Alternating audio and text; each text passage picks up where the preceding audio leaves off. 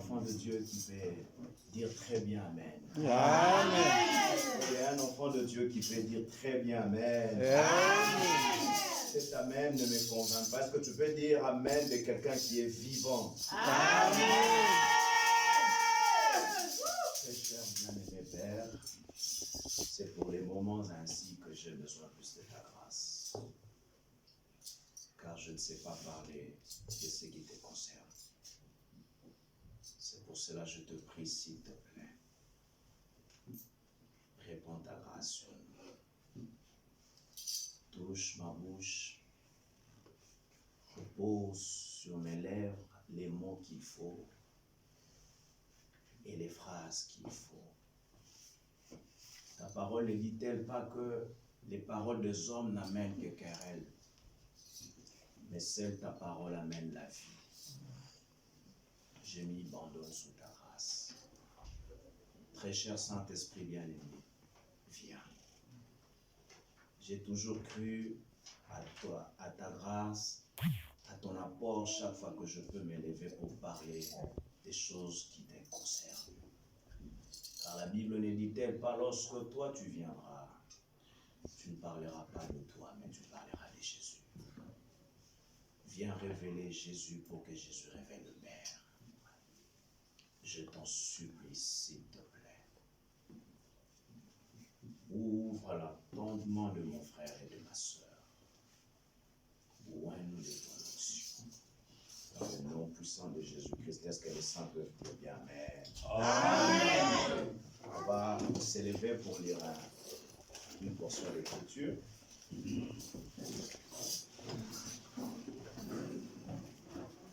C'est dans le psaume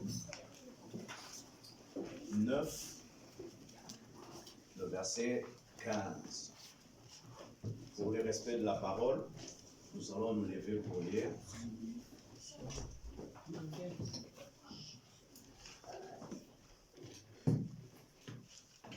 Dans d'autres versions, vous pouvez la trouver dans Psaume 9, le verset 14. Et dans la version que nous avons l'habitude d'utiliser, c'est le 15.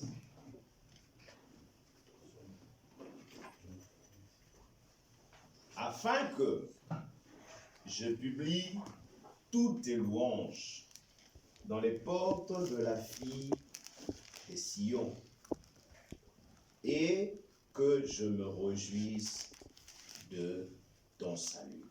Amen. Amen. Est-ce qu'on peut applaudir la parole de Dieu? Amen. Vous pouvez vous asseoir.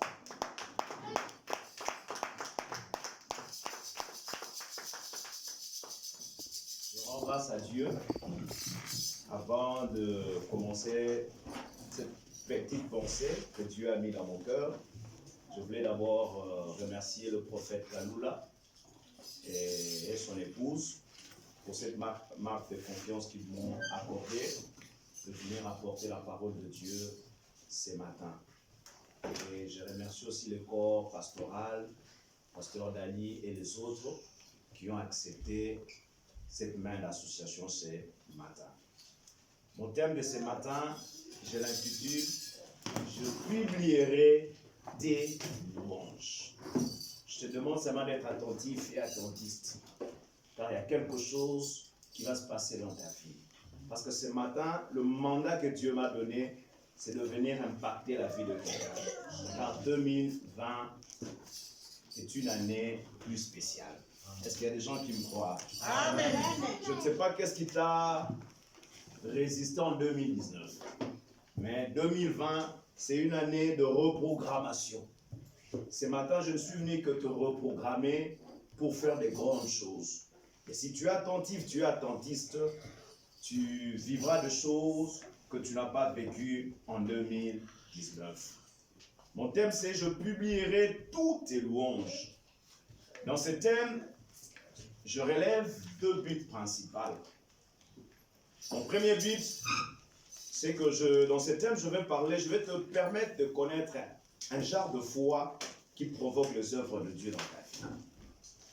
En fait, dans ce sujet, je vais te montrer une foi qui va te permettre de mettre Dieu en action en ce qui te concerne.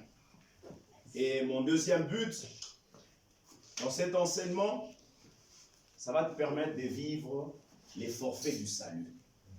Et lorsque je parle du forfait du salut, je ne parle pas d'une partie du salut. Parce que la plupart du temps, en tant que chrétiens, nous ne vivons qu'une partie du salut parce qu'on est sauvé. Mais Dieu veut que nous allons plus loin. Et c'est comme ça que dans 3 Jean 2, il dit, bien-aimé, je souhaite. Ça, c'est... Mais dans nos versions, on dit, bien-aimé, je souhaite.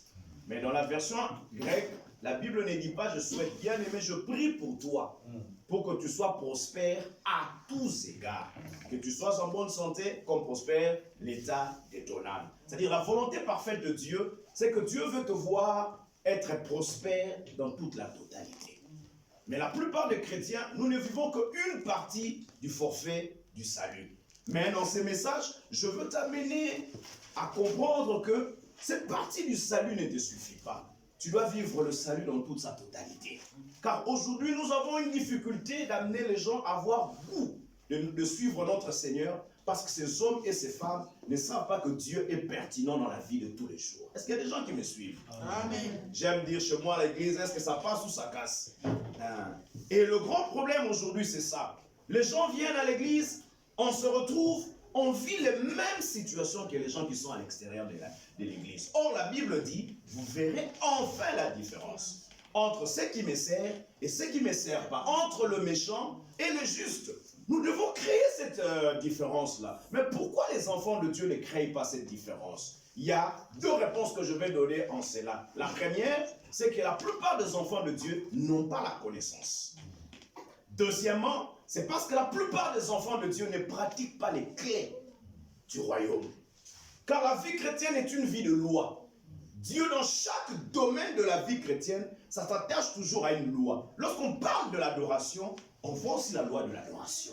Lorsqu'on parle de la louange, on voit aussi la loi de la louange. Ça veut dire quoi? Je ne sais pas parler de l'adoration sans parler de principe d'adoration. Parce que notre Dieu est un Dieu de principe.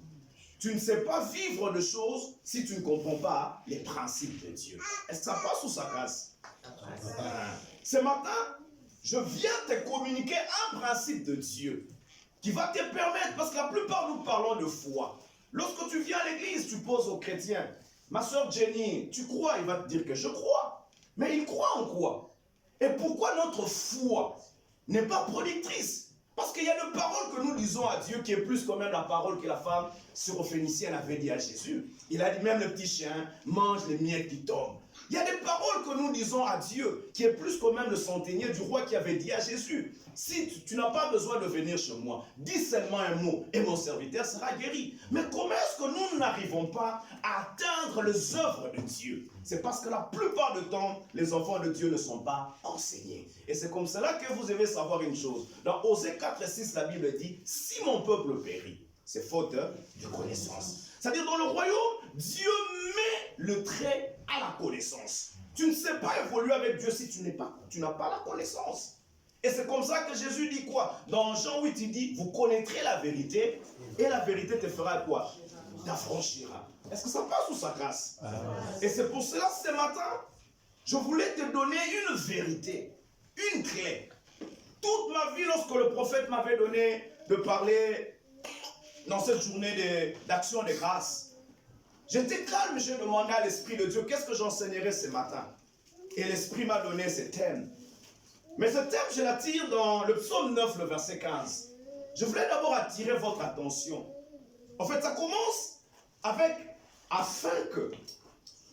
En français, lorsqu'on dit « afin que », ça introduit une continuité d'une chose qui avait été parlée. Je ne sais pas si vous me suivez. En fait, c'est la conclusion. Parce qu'on ne sait pas comprendre ces textes si on n'entre pas en profondeur pour savoir de quoi est-ce qu'il était question. Parce qu'il dit qu'afin que je publie tes louanges. Et il ne s'arrête pas là, il dit, je publie tes louanges où? À la porte de filles de Sion. Il y a 2 vérités que je vais expliquer ce matin. La première, lorsqu'on parle de filles de Sion, on voulait faire allusion seulement à Jérusalem, la cité des dieux. On voulait faire allusion à l'endroit, à la présence, là où les enfants de Dieu peuvent se réunir, là où le peuple de Dieu peut se réunir. Il dit, moi, je veux venir publier les louanges, non pas dehors, mais dans la maison de l'Éternel. Vous savez, vous tous, la Bible dit quoi? Je suis dans la joie, comme il dit d'aller dans la maison de l'Éternel. Mais est-ce que réellement les enfants de Dieu, lorsqu'ils viennent dans la maison de l'Éternel, ils ont la joie? Alléluia.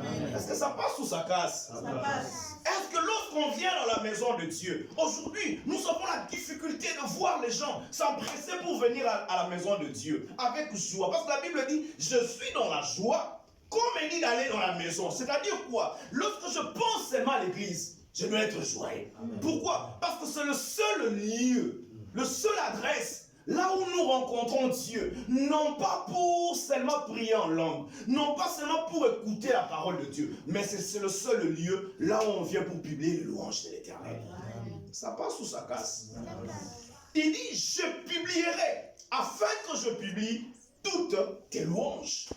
Mais ces versions ou ces versets, lorsque tu les lis dans Louis II, tu ne sais pas comprendre de quoi est-ce que le psalmiste il parlait ici.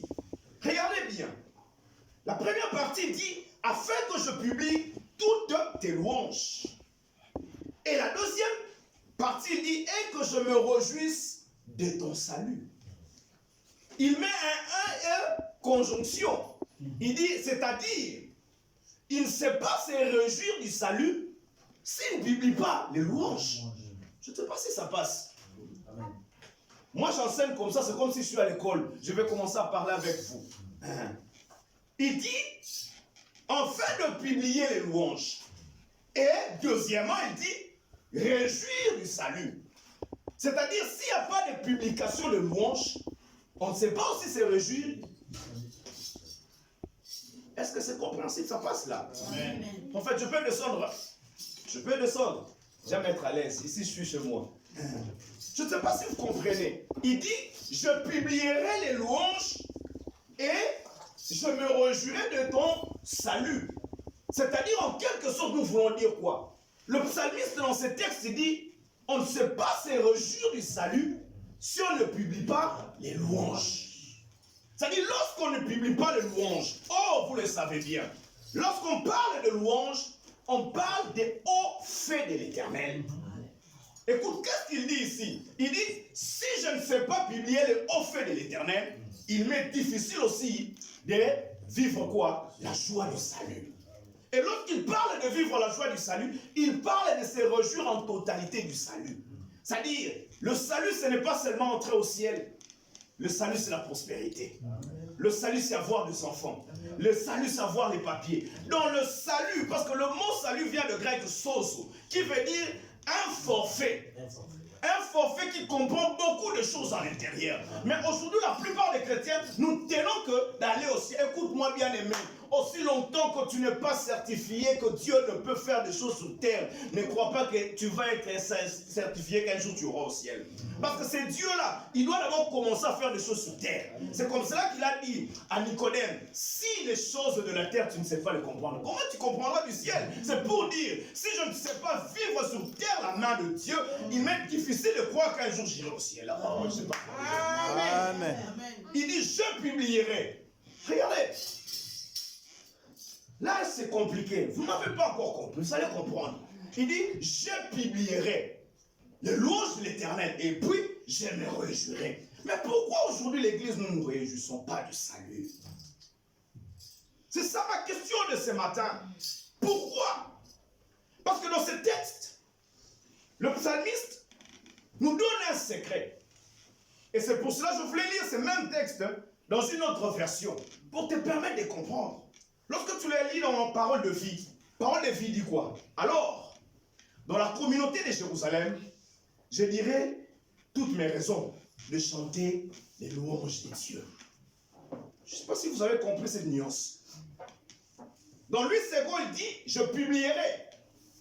Mais dans la Parole de vie, il donne une autre touche à ces versets. Il dit quoi? Je dirai toutes mes raisons de chanter tes louanges. En quelque sorte, il veut dire quoi? On ne sait pas publier les louanges si on n'a pas de raisons à publier. Qu'est-ce qui fait ta joie de publier ces louanges-là? C'est-à-dire qu'il y a quelque chose. Mais qu'est-ce que le psalmiste voulait dire? Et c'est ça le secret que je vais te communiquer ce matin. Il parlait d'une chose principale. Chaque fois que je lis ma Bible, j'ai observé la vie de notre Seigneur Jésus-Christ. J'ai vu comment est-ce qu'il a marché sur terre. Et Jésus a vécu sur ses principes. Et c'est pour cela rien n'a été compliqué pour Jésus. Si la Bible dit qu'il est le premier en tout, c'est-à-dire nous devons le suivre, l'exemple. Je vais vous dire une chose et ça va vous étonner. Une fois Jésus-Christ a essayé de demander, il n'a jamais reçu. Parce que toute la vie sur terre, les 33 ans de Jésus, il n'a jamais demandé au Père. Mais à combien plus forte raison nous on demande trop. Papa donne-moi, fais ceci, fais ça là, ça là ceci. Mais on n'obtient pas. Mais Jésus, tous les 33 ans qu'il a fait, la Bible dit il n'a jamais demandé. La seule fois qu'il avait demandé, il a dit Père, enlève-moi cette coupe. Dieu n'a jamais exaucé cette prière. Et vous comprendrez ce matin pourquoi. Et c'est dans cette dimension de choses que Dieu veut que toi et moi nous vivons. Et c'est comme ça que le psalmiste se dit, j'aurai les raisons de publier tes louanges. En fait, pas des raisons, je ne sais pas publier. Mais beaucoup d'enfants de Dieu ont des raisons de publier les louanges. Mais pourquoi ils ne les font pas? Écoutez-moi bien aimé, est-ce que ça passe ou ça casse? Ça passe. Mais regardez maintenant. Jésus parlait un jour, il prêchait. Tout à coup, il rencontre 10 lépreux. Et les lépreux, ils sont venus, Seigneur, aide-nous. Nous voulons être guéris. Pasteur Dali, tu m'avais donné combien de temps? Jusqu'à midi. À midi. Aide-nous. C'est dans Luc 17, 15 à 19. Jésus dit, et c'est parmi les textes les plus saugrenus de la Bible. Parce que la plupart, lorsqu'on lit la Bible, Jésus faisait toujours des choses. Il priait. Et c'est le seul jour où Jésus dit à ces hommes, allez voir le souverain sacrificateur. Or, Jésus n'était pas venu abolir la loi. Il est venu accomplir. Mais comment est-ce que ces jours-là, Jésus les amène dans l'ancienne alliance? L'ancienne alliance disait quoi? Un lépreux. Lorsqu'il allait voir le sacrificateur, c'était pour constater son état de maladie. Ce n'était pas pour dire, décréter à un lépreux que tu es guéri. Non, c'est constater. Est-ce que la lèpre est encore là ou pas? Mais regardez Jésus, il leur dit, allez voir. Ils vont voir en chemin. Ils se rendent compte qu'en chemin, on est guéri. Le premier cri, c'était Seigneur, aide-nous. Mais lorsqu'ils se rendent compte qu'ils sont guéris, un d'entre eux, c'est un Samaritain. Il dit, je dois rentrer. Or, logiquement, Jésus leur avait dit, allez voir le sacrificateur. C'est-à-dire, même en chemin, ils ne sont pas allés voir le sacrificateur. Parce qu'ils se sont rendus compte qu'ils étaient guéris. Mais regardez ici, bien-aimés. Et c'est ce que le psalmiste veut nous expliquer. Tu ne sais pas publier le louange de l'Éternel si tu n'as pas de raison à publier. Mais regardez cet homme-là, le Samaritain. Lorsqu'il se tourne, il dit non. Pour que je sois guéri, il y avait quelqu'un qui me l'avait dit. Je dois rentrer vers cette personne. Écoutez-moi bien aimé dans le Seigneur. Et c'est là que je veux mettre le soubassement de mon enseignement. Cet homme rentre vers le Seigneur. Lorsqu'il vient, la Bible dit, dans le verset 16, 15, il dit, l'un d'eux se voyant guéri, vint sous ses pas, glorifiant Dieu à haute voix. Or, le psalmiste avait dit quoi? Je publierai les louanges. Parce que j'ai des raisons à publier. Mais qu'est-ce que la Bible veut nous enseigner sur ces passages? Bien-aimé dans le Seigneur, si tu ne comprends pas ces principes dans le royaume, il t'est difficile de vivre la joie du salut dans toute sa totalité. Regardez cet homme, il se tourne et il rentre. La Bible dit il glorifiait Dieu. Comment est-ce qu'il glorifiait Dieu? Il criait. Mais lorsqu'il arrive devant Jésus, la Bible dit quoi? Il s'est mis à genoux. Et il a fait quoi? Il a rendu grâce à Dieu. Le problème aujourd'hui de l'Église, nous avons beaucoup de raisons à louer Jésus, Dieu. Mais le grand problème, nous ne sommes pas reconnaissants. Oh! Alléluia. Le problème aujourd'hui de l'Église, mais regardez ce qui se passe ici. Et c'est ce qui m'étonne, pasteur Dali. Cet homme rentre pour rendre grâce à à Dieu. Jésus regarde, il regarde tout le monde qui était tout autour de lui. Il dit, ils n'étaient pas 10. Où est les 9? Et lorsque Jésus se tourne, il dit à l'homme, messieurs, va, ta foi t'a sauvé. Maintenant, moi, je vous pose la question. Quel était cet acte de foi que cet homme avait fait? Parce que nous tous, nous savons la foi, soit c'est parler, soit c'est agir. Mais quel acte de foi cet homme avait fait? Mais Jésus dit quoi? Ta foi t'a sauvé. Je vais dire à quelqu'un ce matin, la plus grande dimension de la foi, c'est lorsque tu sais rendre grâce à Dieu. Amen. Le problème de l'église, c'est ça. La plupart des enfants de Dieu ne savent pas rendre grâce. Si Jésus a détecté la foi de cet homme, parce que l'action de grâce, c'est avoir une très haute opinion de ce que Dieu est capable de faire. La majorité des chrétiens, nous venons à l'église. Est-ce que quelqu'un avait prié ce matin pour rendre grâce à Dieu? Seigneur, je te rends grâce à cause de l'homme que tu m'as donné. Est-ce que quelqu'un ce matin s'était levé pour dire, je te rends grâce à cause des enfants que tu m'as donnés? Mais la plupart des enfants de Dieu, nous ne savons pas atteindre le forfait du salut parce que nous ne savons pas rendre grâce. Mais regardez, il dit à cet homme quoi? Ta foi t'a sauvé. C'est-à-dire cet homme n'avait pas seulement reçu la guérison, mais il avait reçu la totalité. Oh, je ne sais pas s'il y a des gens qui me comprennent. Le problème c'est ça, tu viens à l'église, est-ce que tu rends grâce à Dieu? Oh, rends-moi grâce à Dieu. Les enfants de Dieu, nous voulons, donne-moi, fais pour moi ceci. Mais écoute-moi, Dieu s'assoit dans les actions de grâce. Amen. Lorsque tu ne comprends pas la notion d'action de grâce, et c'est comme ça lorsque tu lis dans Jean 11, 41, lorsque Jésus arrive au tombe de Lazare, ah là là, logiquement parlant, si c'était moi et le pasteur Daniel, on voulait dire à Lazare, Lazare, au nom de Jésus, sors. Mais Jésus, lorsqu'il vient, il dit, Père, je te rends grâce. Il ne prie pas pour demander, mais il dit, je te rends grâce, car tu m'as toujours exaucé. Il dit, Lazare, sors. Dieu, lorsqu'il se sent en action de grâce, Dieu agit. Écoutez encore.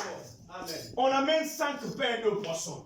Jésus prend les 5 pains et 2 poissons. Il élève le ciel et dit, Père, je te rends grâce. Mais la plupart des enfants de Dieu, nous ne savons pas rendre grâce à Dieu. Jésus n'a jamais prié. Il a toujours rendu grâce au Père. Je te pose cette question. Combien de temps tu passes pour rendre grâce à Dieu? Et c'est comme ça que le psalmiste a dit, si j'ai des raisons, je vais publier les louanges. Et lorsque je vais publier les louanges, je vais vivre moi le forfait du salut. Combien de temps tu passes pour rendre grâce à Dieu? La majorité des chrétiens, ils sont plaintifs. Mais peu de chrétiens, écoute-moi, si Dieu n'a pas encore donné les papiers, mais Dieu t'avait déjà donné quelque chose de spécial. Tu sais combien de gens, ils ont besoin de venir ici en Europe, mais ils n'ont pas pu avoir les moyens. Tu n'es pas venu en Europe parce que tu es beau. Tu n'es pas venu en Europe ici parce que tu es grand, belle ou court. Mais c'est le fruit de la grâce de Dieu. Amen. Tu dois apprendre à dire à Dieu, Seigneur, je te rends grâce. Des fois, lorsque je regarde mon épouse, elle marche, je la regarde bien, je dis, Seigneur, si tu ne m'avais pas donné cette femme, je te rends grâce. Dieu veut que tout le temps, et plus tu rends grâce à Dieu, plus tu pousses Dieu à faire quelque chose. Regardez bien, aimés, je vais vous étonner. Lorsqu'on parle d'action de grâce, on voit l'action de grâce dans 2 dimensions. Dimension d'acte et dimension de parole. Quelqu'un peut rendre grâce en parole. Quelqu'un peut rendre grâce aussi en action. Regardez Anne. La Bible dit chaque année ils allaient à Silo. Chaque année. Et chaque année lorsqu'ils allaient à Silo, qu'est-ce que Anne faisait? Seigneur, donne-moi l'enfant. Mais la dernière fois lorsqu'il est allé à Silo, il a compris que j'ai beaucoup demandé, donne-moi l'enfant. Chaque fois il venait, Pénina me mortifiait, Seigneur, donne-moi l'enfant. Mais ce jour-là, lorsqu'il arrive à Silo, il dit non, je dois changer. Il dit, Seigneur, si toi tu me donnes, moi je te donne. En fait, il a fait une action de grâce avant d'obtenir ce qu'il veut. Oh, le prophète, le sacrificateur était dans le temple. Il regarde, il dit, comment est-ce que cette femme est en train de balbutier? Il dit, femme, tu es ivre. Il dit, non, je ne suis pas ivre. Je suis en train d'étancher ce qui est dans mon cœur. Et le sacrificateur dit, femme, va en paix. En fait, paix veut dire quoi? Shalom. Shalom veut dire quoi? Prospérité à totalité. Et ce jour-là, Anne arrête la prière. Qui lui avait dit que Dieu l'a exaucé? Il avait compris que j'ai changé. La plupart des chrétiens doivent changer leur mentalité. Il entre en action lorsqu'il voit quelqu'un lui dire. C'est comme ça que de fois, tu as prié, tu as gêné. Pour quelque chose, Dieu ne te le donne pas. Arrête. Commence à rendre à Dieu grâce. Parce que Dieu, écoutez, si un musicien du monde, on commence à le chanter à tout moment. Moi, j'ai vu à l'époque, lorsqu'on était païen, Jibem Piana, il chantait seulement l'enfant de Niwa. Kokosé, Kokosé, on lui a donné des choses. Et à combien plus forte raison? Parce que chaque fois que tu rends grâce à Dieu, tu dis à Dieu, Dieu a mis au kaka un sombre. Il se sent Dieu, il se sent qu'il est grand, il se sent qu'il est assis. Lorsque tu lui dis, Seigneur, je te rends grâce. Lorsque je regarde, Père, je ne sais pas comment est-ce que la femme forme, l'enfant est formé dans le ventre de la femme, mais c'est le fruit de ton œuvre. Oh Père, je te rends grâce. Lorsqu'aujourd'hui j'ai traversé, j'ai pris les métros, j'ai pris les trains, combien de gens aujourd'hui sont morts, mais moi je ne suis pas mort. Je te rends grâce, Père éternel. Lorsque je regarde ma famille, personne n'a percé comme moi. Moi aujourd'hui j'ai percé. Je te rends grâce, je te rends grâce, je te rends grâce. Je te rends grâce. Le problème de on est les Sopeko, on veut faire ça. Salé la maille. Mais on ne prend pas le temps de regarder autour de nous. Cet homme avait regardé. Il a dit, cette œuvre, ce n'est pas une personne qui me l'a donnée. Je dois être reconnaissant. Je dois rentrer vers le maître. Dire au maître, ce n'est pas par mes efforts. Tu sais, des fois, les gens disent, oh, c'est l'alarme qui m'a réveillé. Écoute-moi. Amène l'alarme. Amène l'alarme. Là où il y a les morts. Ça peut sonner à 6 heures.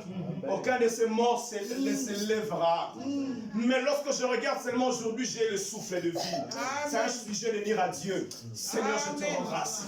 Car je ne mérite pas ça. Il y a des gens plus méchants que moi, plus bons que moi. Lorsque je regarde certaines personnes qui me créent même plus que moi, mais aujourd'hui n'ont pas vu la vie. Mais toi, tu m'as donné la vie. C'est un sujet de rendre grâce à Dieu. Mais la plupart des chrétiens, nous passons notre temps à demander. Regardez la vie de Jésus. Je pouvais vous donner plusieurs versets dans le Nouveau Testament, là où Jésus n'a jamais prié. Il n'a jamais demandé, parce qu'il savait que le Père s'assit dans les actions de grâce. Lorsque tu sais dire des actions de grâce à l'Éternel, moi, des fois, je passe mon temps en train de dire seulement à Dieu. Je ressasse un peu. Un jour, je me rappelle, je traversais pour venir en Grèce. J'avais mon passeport sur moi. Et j'ai dit à Dieu, je traverserai avec mon passeport. Mais lorsque je vois la manière dont j'ai traversé, j'ai dit à Dieu, je te rends grâce parce qu'on n'avait pas arrêté. J'arrive en France, je regarde les prophètes et le pasteur d'Ali, les savent, même la sœur Jenny. Le jour qu'on était allé prendre la réponse de l'offrande, on était avec elle. On m'a donné un refuge. J'ai dit à la sœur Jenny, non, ça ce n'est pas pour moi. Il y a une autre chose pour moi. Et ce jour-là, je prends le papier, j'ai dit à Dieu, Seigneur, je te rends grâce. Car toi, tu ne fais rien pour rien. Mais je te rends grâce, pourquoi? Parce que tu as amené mes pieds sur ces pays. Dans ces pays, aucune chose ne va me résister. Je vous assure, bien aimé, aucune chose. Et lorsque je suis allé, même mon avocat a dit, ça ne se fait que 10 ans. Après 10 ans en France. J'ai parlé peu de mots. Et après, eux-mêmes, ils ont dit, on t'a donné les papiers. Je te rends grâce. Il faut apprendre cela. Mais la plupart d'entre vous, et c'est comme cela que surtout nous les Noirs, on n'a jamais été reconnaissants. Et c'est comme cela qu'il est difficile que Dieu nous donne des grandes choses. Est-ce que tu es reconnaissant pour la vie qu'il te donne? Est-ce que tu es reconnaissant pour la famille qu'il t'a donnée? Ce matin, je suis venu seulement te donner un petit secret. Je ne suis pas venu te donner trop de révélations, mais un petit secret. c'est apprendre à rendre grâce. Des fois, reste chez toi, ressasse dans ton esprit qu'est-ce que Dieu a fait pour moi. Qu'est-ce que Dieu a agi dans ma vie. Des fois, tu peux t'élever. Tu dis, non, je ne sais pas qu'est-ce que je peux dire à Dieu dans la prière. Mais commence à ressasser mot après mot. J'ai vu Maman Lily lorsqu'il voulait donner naissance à Vitodi. On était là avec le prophète, on priait. Non, mais c'est un sujet pour rendre grâce à Dieu.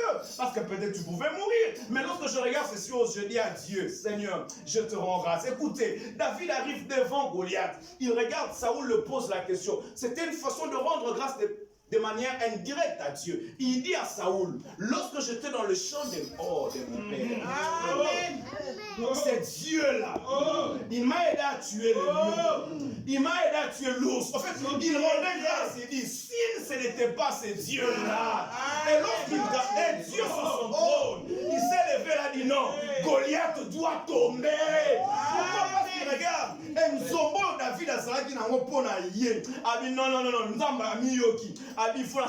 Et lorsque tu rends grâce à Dieu, Dieu entre toujours en action. Amen. La plupart des enfants de Dieu, écoute, tu pries pour quelque chose que tu n'as pas. Prends, viens, si c'est une enveloppe, viens mettre, dis à Dieu, Seigneur, je te donne cette enveloppe. Parce que je sais que tu vas agir. C'est une action de grâce. Si c'est par la bouche, tu peux dire à Dieu, Seigneur, je te rends grâce. La majorité des chrétiens, nous passons le temps à demander à Dieu. Mais ce matin, je suis venu t'amener à apprendre à rendre grâce. Amen. Elle est là, ma soeur. Je n'étais pas venu seul, j'étais venu avec Bijou. Elle quitte Kinshasa pour venir en Europe. Elle avait prié. Il n'y avait pas de voie qui s'ouvrait. Un jour, il vient. Il me trouve à l'église. J'étais en permanence. J'ai dit à la sœur, est-ce que tu es prêt à rendre grâce à Dieu? Elle me dit oui. Elle fait son enveloppe. Elle rend grâce à Dieu. Vous savez comment est-ce qu'il est venu en Europe? Avec un passeport de quelqu'un il était de 64. C'est-à-dire il était 4 fois ou 10 fois plus âgé qu'elle. Mais lorsqu'elle arrive à Roissy, elle m'appelle, on m'a arrêté. J'ai dit non. Tu vois l'offrande d'action de grâce, ça parle plus.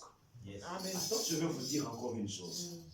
Lorsque Dieu visite Gédéon dit à Dieu, Seigneur, ne pars pas encore, je t'amène le pain. Il amène le pain, il donne à Dieu.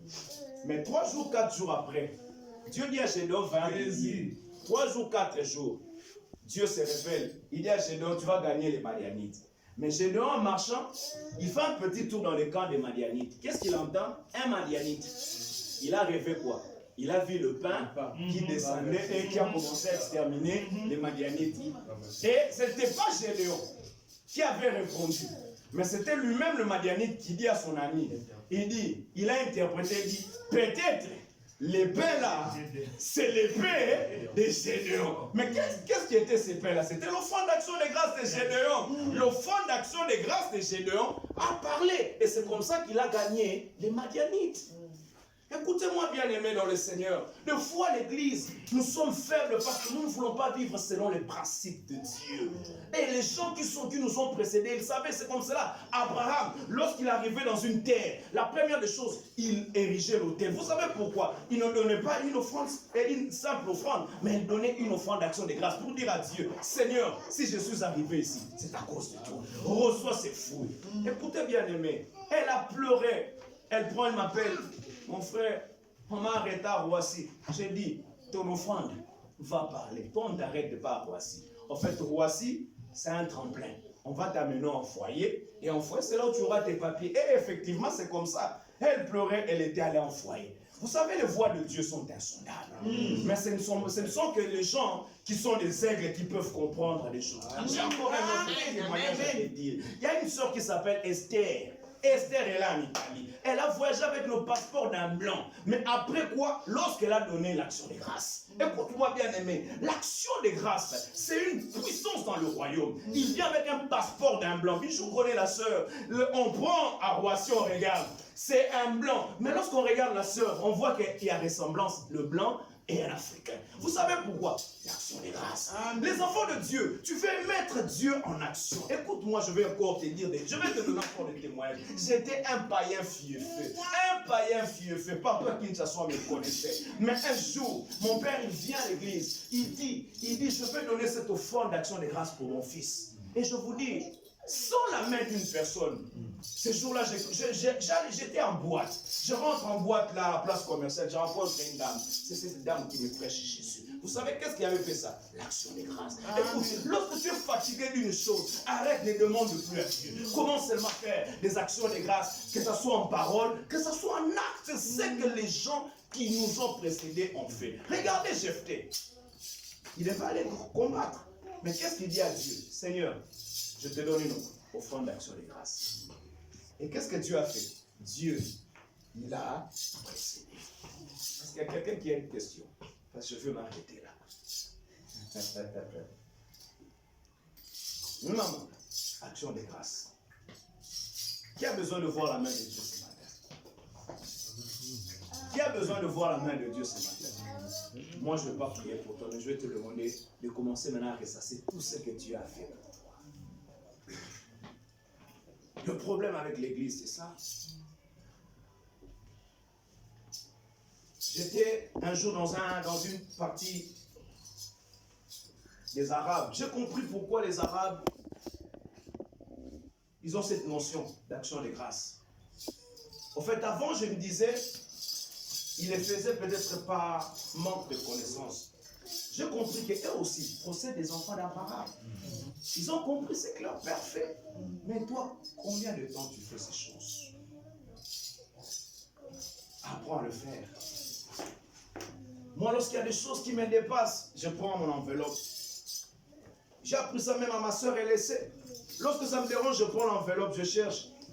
Nicolas n'a écouté un prophète Kaloula. Le prophète Kaloula, il a offrande d'action de grâce dans l'air. Et je vous assure, à la minute qui suit, Dieu se manifeste. Pourquoi? Parce que tu aimes ça. Est-ce qu'on peut se lever pendant quelques instants? J'ai 13 minutes qui me restent. Je veux que pendant ces 13 minutes, que tu puisses ressasser ce que Dieu a fait. On ne va pas demander, mais je veux que tu commences à dire à Dieu merci. Parce que rendre grâce à Dieu veut dire à Dieu merci. Tu peux dire à Dieu merci indirectement, tu peux dire à Dieu merci directement. Quelqu'un peut attendre, tu attends un enfant, mais tu n'as pas encore un enfant, mais tu commences déjà à rendre grâce à Dieu parce que tu es un enfant. Tu peux avoir quelque chose que tu as reçu de Dieu, tu peux rendre grâce à Dieu. Est-ce qu'on peut passer 13 minutes seulement? Je veux que tu élèves ta voix, tu commences à rendre grâce à Dieu. On élève nos voix.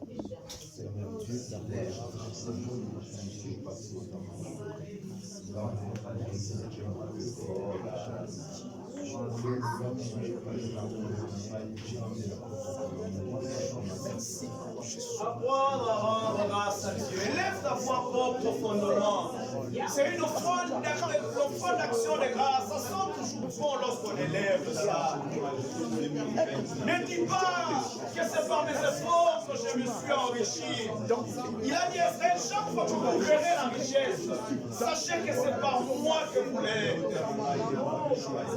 Rends grâce à Dieu, élève ta voix, rends grâce à Dieu.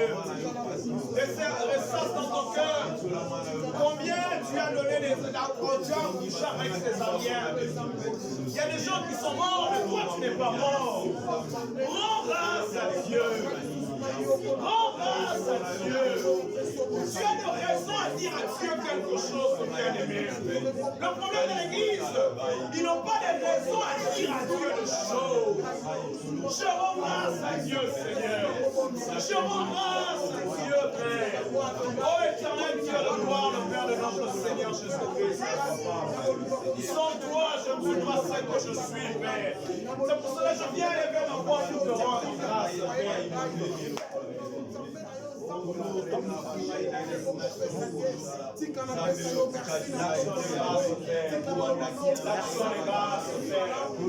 Bible dit en chaque circonstance, rendez grâce à Dieu.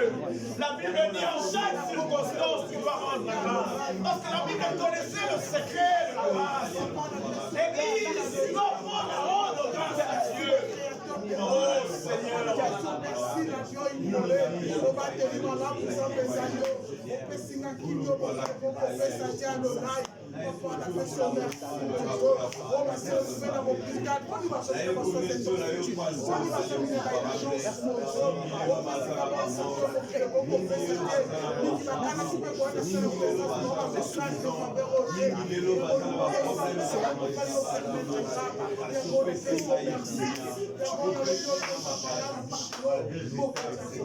Écoutez ce que la parole de Dieu dit. Dans chaque circonstance, rendez grâce à l'Éternel. Parce que la Bible connaissait la force de la grâce. Je ne sais pas quelle est ta situation, quelle est la circonstance que tu es en train de passer. Mais je veux que tu prennes le temps de dire à Dieu, Père, je te rends grâce à cause de cette situation, car je sais, tu es un Dieu qui ne cherche que des problèmes. Écoutez-moi, là où il n'y a pas de problème, Dieu ne peut pas agir. Il faut qu'il y ait un problème. Et c'est comme cela que Jésus, il allait de lieu en lieu, où il cherchait ceux qui avaient des problèmes. Dieu cherche les gens qui ont des problèmes. Je veux que tu rendes grâce par rapport aux problèmes que tu as. Je ne sais pas si ce sont les papiers. Je ne sais pas si c'est la stérilité. Le problème qui te guette, dis seulement à Dieu, je te rends grâce à cause de ce problème. On élève nos voix, on va rendre grâce à Dieu. Oh, merci aux Jamala, Seigneur.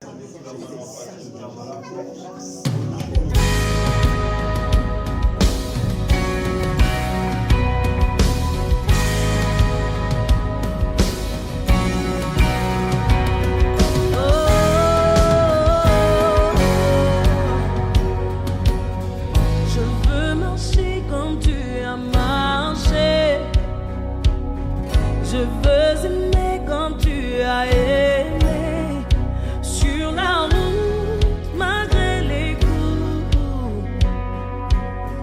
Tu n'as pas répondu aux injures, alors qu'on crachait sur ta figure.